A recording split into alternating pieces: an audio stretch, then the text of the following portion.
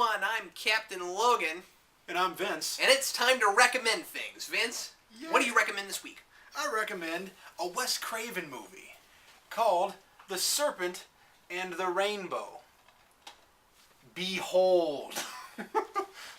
It's a terrific flick. I've never heard of that. It's a landmark moment for Vincent Cap recommend. Reason being, first horror movie I recommend. Yeah. It's, the funny thing is it's not particularly scary. It's really strange, and you're not necessarily certain what footing you have while you're watching this movie until you get to the end where everything becomes crystal clear, and that's upsetting to me. It's not so much third act syndrome in the idea that it gets bad. It's third act syndrome in the idea of it's a different tone. Mm-hmm. And that would be the other kind. Yeah, it becomes a little more actiony.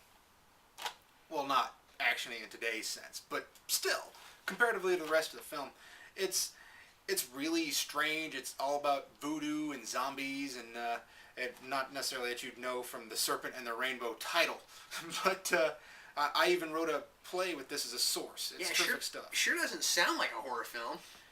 Well, it's really, when you watch it, the first time I saw it with the on-demand feature at my parents' house, because my mother's really into horror movies.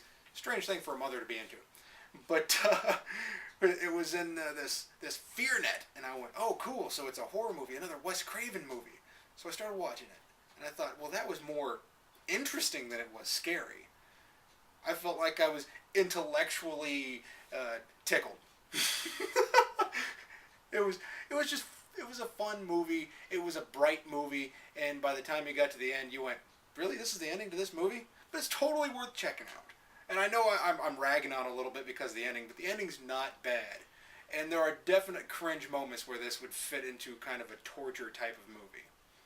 Well, just because we recommend something doesn't mean that it's perfect. Yeah. But, and I hate torture porn, so I'm not saying this is torture porn. But there are certain moments in this movie that, ouch, that was frightening. And yes, it really is. Speaking of things not being perfect, that leads us into my recommend for the day.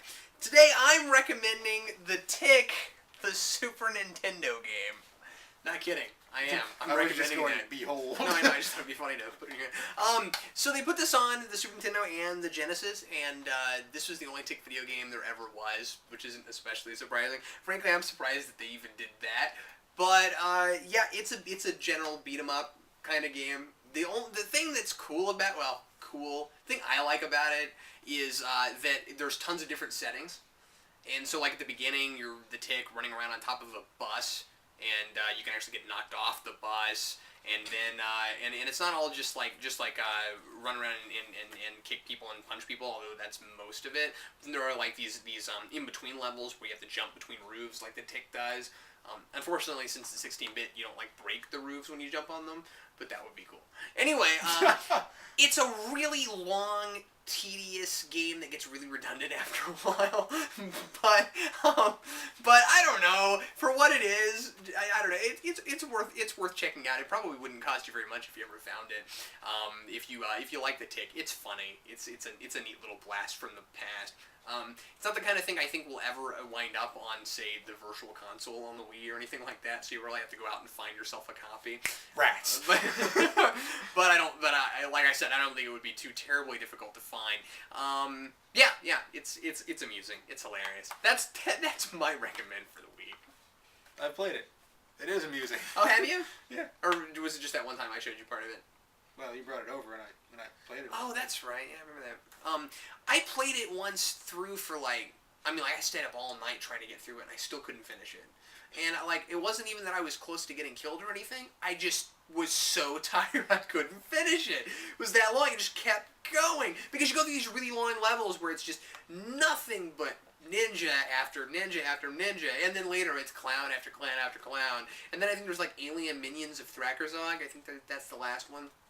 And after a while, you're just like, because I think Thrakkerzog might be one of the last villains in the game that you have to fight, and so I never even got to Thrakkerzog. I never got that far.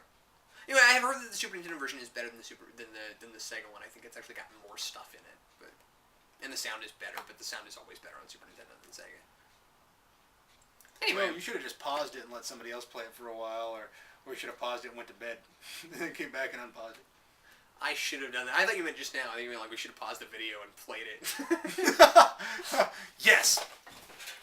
Well, thanks a lot for watching us recommend things. We'll recommend something for you again next week. I'm Captain Logan. And I am Vince. And see you next time.